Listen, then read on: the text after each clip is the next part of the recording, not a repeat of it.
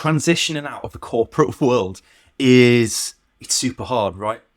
You go from a really secure job where everything kind of gets handed to you, everything you need to be able to do your job gets handed to you on a silver plate.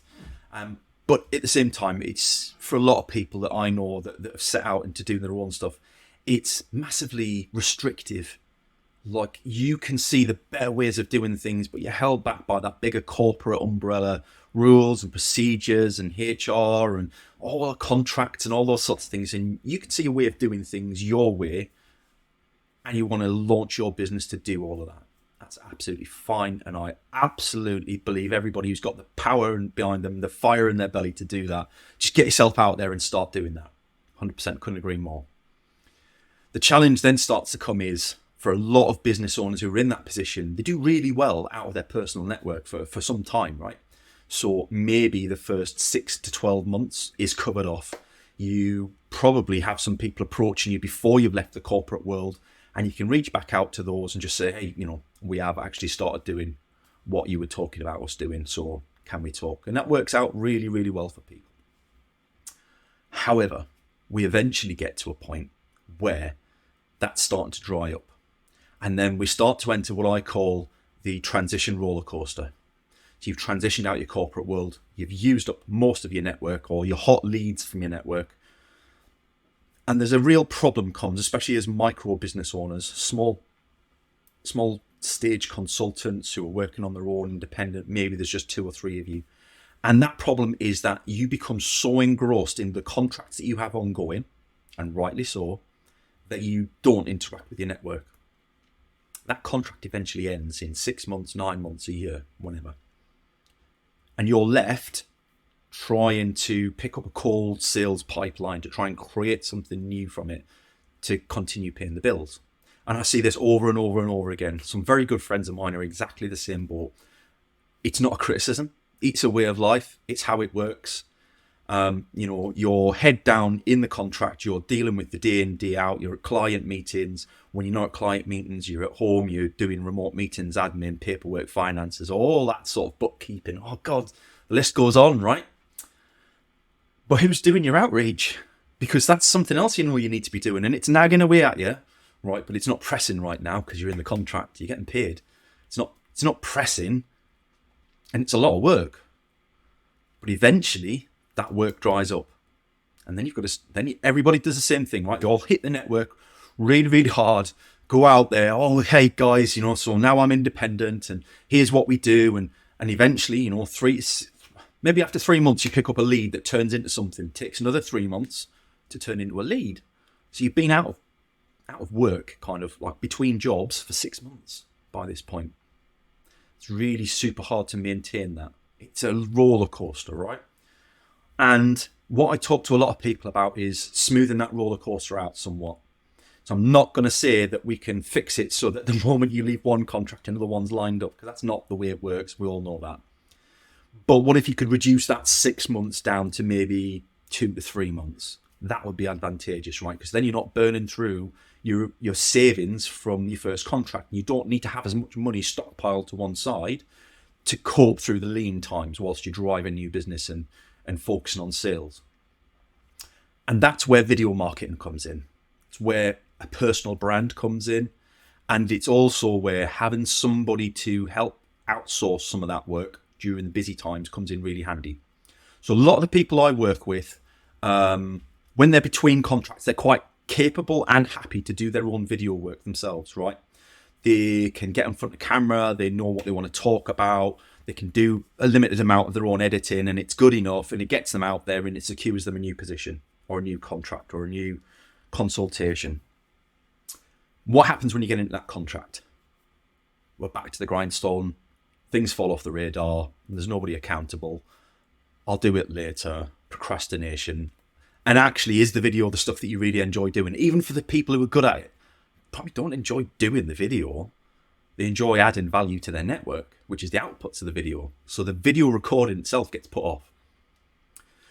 And what I talk to people a lot is, what if you could have some support there so that when you're in your busy period in your contract, a lot of the stuff's just kind of, it needs to be efficient. It needs to be scalable. So if you come to the webinars that I run on a monthly basis at the moment, so ran the first one 28th of March, we'll be running another one 22nd of April.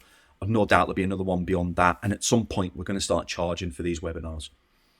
But I'll give it all away, tell you how to do all of the efficient stuff that we do, all of the efficient workflows, the tools that we use, the experience that we have on how to do things, what's possible, what's the art that's out there, and how to turn 30 minutes of a conversation like this, an interview, a monologue, could be you talking to a business partner, could be a client talking about you and the work that you've done, could be a combination of all of the above. There's lots of ways to skin a cat, but taking all of that content and turning that into enough content for the next 4 to 6 weeks quickly.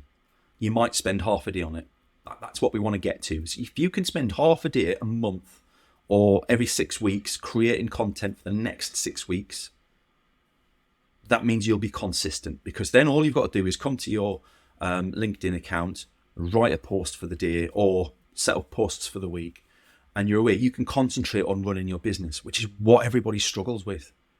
So I'd absolutely, if you're in that space, this is something that you need to be doing. A lot of you are out there and you know the power of video already, right? So I'm not talking to you guys when I say this. There are other people out there who are a little bit reluctant to get on video, don't really see the value of it, don't see the power of it, don't understand why there's such an obsession with it. And I hear you. I hate seeing myself on camera. I hate hearing my voice. I sound boring to myself. I don't get that feedback from other people, so I stick at it. I try and get over my own limitations, my self-limiting factors. Like I've already said, there's lots of different ways to do video. There's lots of different ways to record it. There's lots of, you can be very, very creative with it in a simple way that achieves the outcomes that you want. But ultimately, the way I talk about video and why it's successful for a lot of people is we all know that the best way to interact with a new prospect, a new lead, a new member of our network who might become a client is to have a face-to-face chat with them, right? Because people buy you, not your products, not your services, not any of your special offers, right? If it doesn't matter how good any of that is, if they don't believe in you, they won't buy from you. So they've got to believe in you first and foremost. And face-to-face, so a lot of people go to conferences, they especially in the customer experience space, we're talking about people who are very good at keynote speeches. They go and deliver speeches at conferences, talks left, right, and centre, roundtables maybe. All those sorts of really good things that are really great for delivering value. But better than that is that in-person thing that comes as a side effect of doing all of that. But in-person is very, very time-consuming. There's travel time, there's expenses for getting there, there's potentially hotels, travel bills, and you're limiting all the other conversations you can be having in the meantime. So people tend not to do that as much until we're further down that sales pipeline. When things are pretty sure and nailed on, then that's something we'll do. But right at the beginning, we don't really want to be getting involved in that too much. The other alternative is video meetings, right? So having one-to-one conversations on Zoom or Teams or whatever and chatting to people. Great, works really well, but you've still got to drive those conversations in the first place. And if you're having a lot of the wrong conversations, it's still wasting a lot of time for both sides. So you want to be even pushing that a little bit further down the funnel to, we've got a legitimate interest. We've had a couple of conversations and actually we think there's some real scope to do something together. We're curious about each other. So what comes before all of that? And how do you do that at scale without becoming a pitch monster? Like sales messages in people's inboxes, because that's tempting, right? And I don't care who you are, it's always tempting when your sales pipeline's running out. You can see the end of the runway that you've got and there's nothing new coming in. It starts to panic. You're paying the bills. I get it, right? You're paying the bills for your family. You've got all sorts of things coming out. You're responsible. It doesn't matter whether you're a man or a woman anymore. It doesn't matter whether you're mum or dad. It doesn't even matter if you've got kids. You're still paying the bills for your household, and you've took a gamble starting your own business. The pressure starts to mount. You start to get commission breath, right? People can tell that you're starting to get a bit desperate about wanting to work with them. And there's a real temptation then to start going pitching in people's inboxes. For a start, just don't. It never works. There are some platforms out there where it might work for some people, really low ticket SaaS software. You can probably get away with that to a certain extent if you can do it on scale enough. For things like consulting gigs, consultancy work, strategy work, all those sorts of things that former corporate people who've worked at this fairly senior level are really good at doing, strategy and finding root causes and things that businesses really struggle to see because they can't see the wood for the trees. Those things just don't work in inboxes. And to be fair to my network, I don't know many people in that space who I've ever seen try that. We're petrified of that, and rightly so, because it's awful. We all get it. We all get those messages, and we all know how awful it is to receive them. So what else is left, right? How else do you reach people at scale? And you can do webinars. Like I say, you can do conferences. But actually what's far more powerful is the power of your personal brand and your social media feed. Certainly with LinkedIn right now is probably at its peak, right? Has been for the last 2-3 years. There are very few other places on the internet where you can reach as many B2B customers as you can with LinkedIn right now. The key for that is standing out from the crowd. I want you to try something right now. I want you to go away, have a look at your LinkedIn feed whilst I'm talking. Don't get lost in it. Come back to me, right? But have a look at that feed and tell me what's in there, and tell me whether any of it interests you or you think it would interest your clients, your ideal audience. There's very little in there that's useful, right? We're talking promoted adverts from big companies. I don't even see the point of them being there. You're talking AI-generated articles from LinkedIn, absolutely useless. Every man and their dog's got one of these top badges like I've got. Like, I put a lot of ironic comments in mine, and people clicked on it because they laughed at my comments. Yes, I do know what I'm talking about. But the people who are reading that, they're not relevant to me. I'm not trying to attract those people. I'm trying to attack the people they're trying to attract. What's the point? Why would I? Anyway, I've also got people sharing that they've been promoted, brilliant. People sharing that they've left their job, not so brilliant sometimes. I've gone on holiday. Here's me at a conference. Here's our new starter. We've done a rebrand, launched a new website. Got a new product out. None of it matters. You know it doesn't. I know it doesn't. Your audience know it doesn't. But that doesn't mean LinkedIn's not valuable. It makes it very, very easy for us to generate noise ourselves and catch people's attention. Everyone that's on LinkedIn, and we're in the billions now, right? Of everyone that's on LinkedIn, 98% of people don't engage with the platform in the slightest. Don't write a post. Have never, or very infrequently, write a post. And when they do, it's resharing the company page. So I set Javelin up to help share best practice advice on how to reach your audience through LinkedIn, primarily, not entirely, but primarily through video.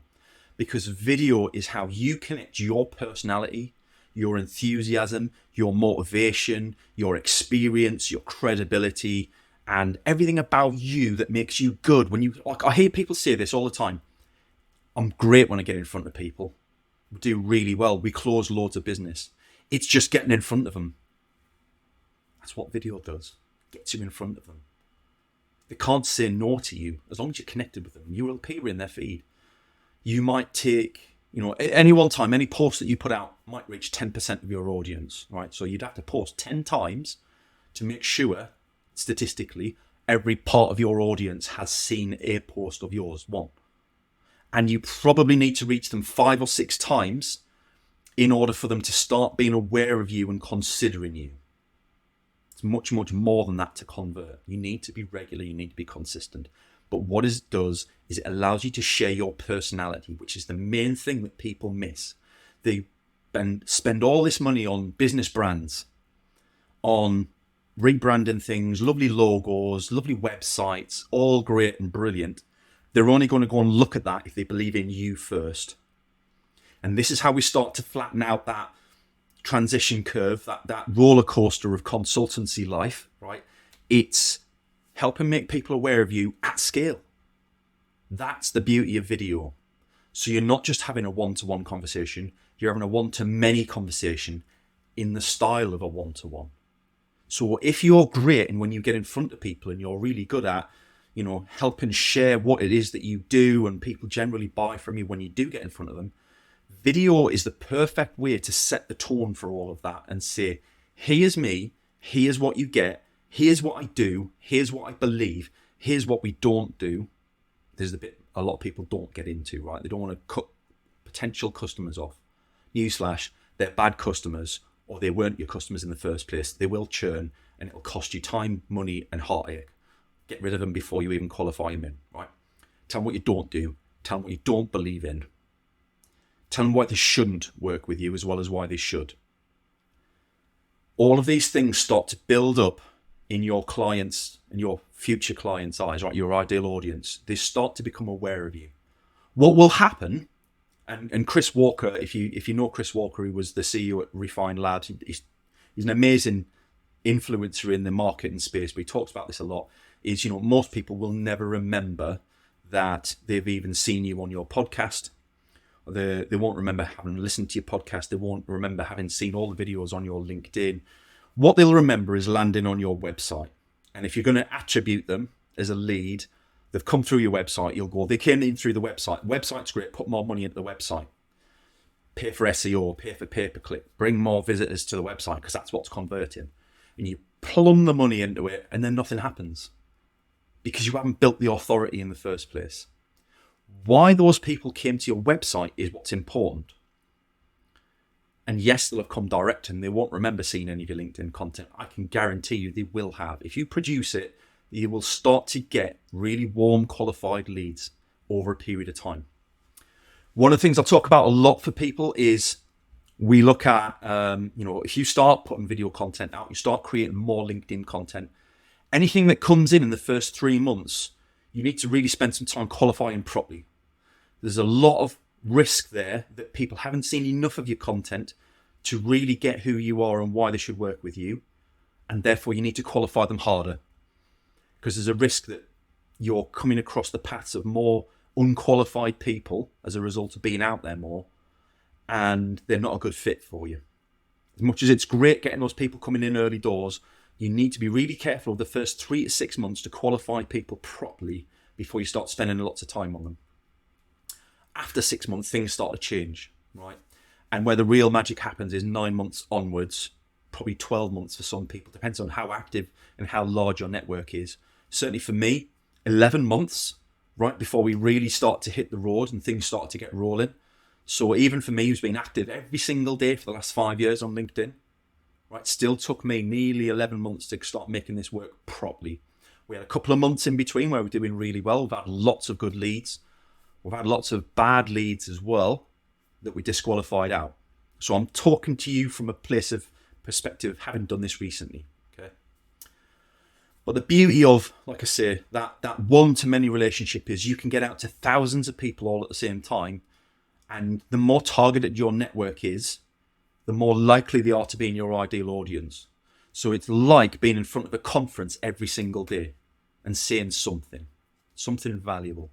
And the more valuable things that you say to people, the more value you give away, the more open you are, more vulnerable you are to your audience, the more likely they are to perceive you as an expert. And when they start to perceive you as an expert, you become the person of choice when they have a problem that you solve. So think about that for a moment. They have a problem that you solve, and you're the first person they think of.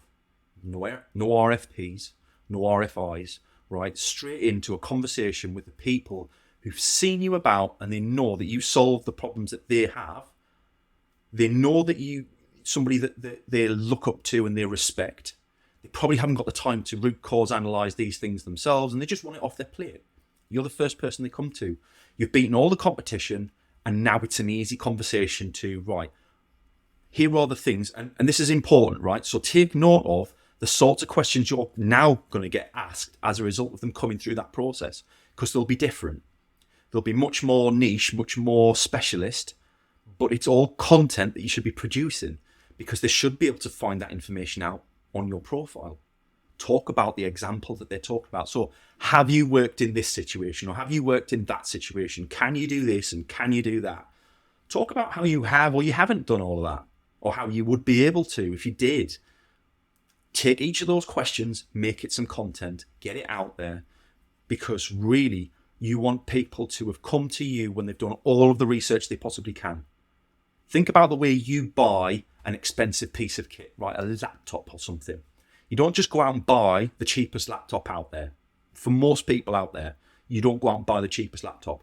You go out and you'll look at mid-range, you'll look at expensive ones, you might look at the bargain ones, you might look at things that are on sale, right? But you fundamentally then read the reviews and you want to know what people are saying about them that's bad.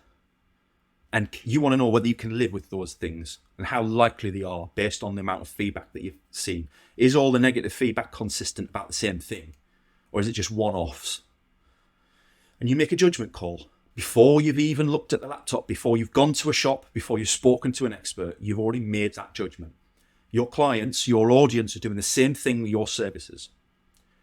Your job is to be the reviews.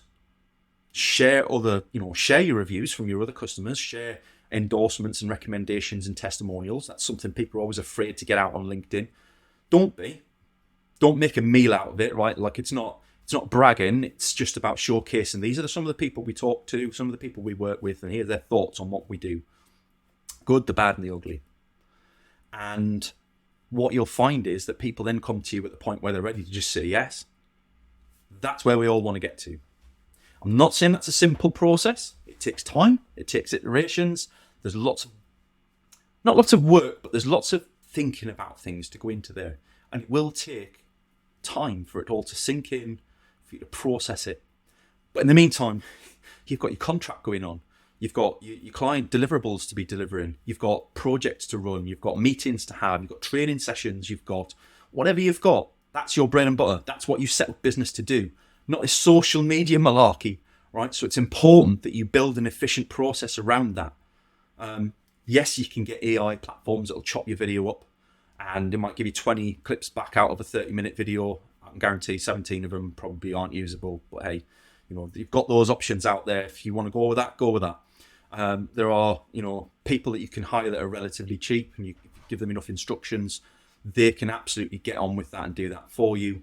Or you can learn to do enough of it yourself that you can get yourself started. And then there are other people like ourselves, Javelin, where we're not particularly cheap. We do a lot of the thinking for you. We're very experienced working with clients in that space, and we don't need any ramp-up time. So think about all those things. There's no right or wrong answers. It's down to you. It's down to what you do. But hopefully what we've talked about today will showcase some of the reasons why video particularly works really hard for consultants. It works really, really well because a lot of consultants I know, again, you get trapped into that. We solve problems. Or, right, well, what problems do you solve? Well, we solve lots of different problems. We solve all sorts of, different things. You tell us what your problems are, we'll tell you how we solve them. And the client, the audience, the ideal client sat there going, well, I don't want to share our problems with you because I don't really know you very well. And I don't want to be giving you the keys to the kingdom. I want you to tell me what you can do. So they refuse to give you that. You can't really help them because you operate in such a wide scope that it's hard to pin down. Like, you might not have the problems I'm imagining. And if I come to you with the wrong problem that I think you've got and you don't have it, you'll walk away. So I want you to tell me what your problems are. And that backwards and forwards and backwards and forwards, it's a nasty, vicious circle. I've been there, consultancy world. It's horrible to try and sell. And it's really, really tough without those relationships first. That's what video gets you, the relationship. People already understand the sorts of things that you're working on without walking away. You can showcase, here are things that we've done in the past, things that we've worked on, things that we'd like to work on, things that we believe in, so that the client can make their own mind up about whether you can or are likely to be able to solve the problems they have. You come to you much more qualified, your pipeline is much shorter, condensed down, much more likely to convert into a win. Everybody spends less time on wasted conversations, and you're onto a winner. That's where I want to get people to. Whether it's with Javelin or not, I don't care. My content over the next 3 to 6 months is going to be about helping small business owners and consultants just like yourself, freelance independents, to get more work from LinkedIn, through video, through LinkedIn, through YouTube. Yes, YouTube. If you give me a follow, give the page a follow, I'm going to show you how to do it all. Free of charge, no commitments. Speak soon. Good luck.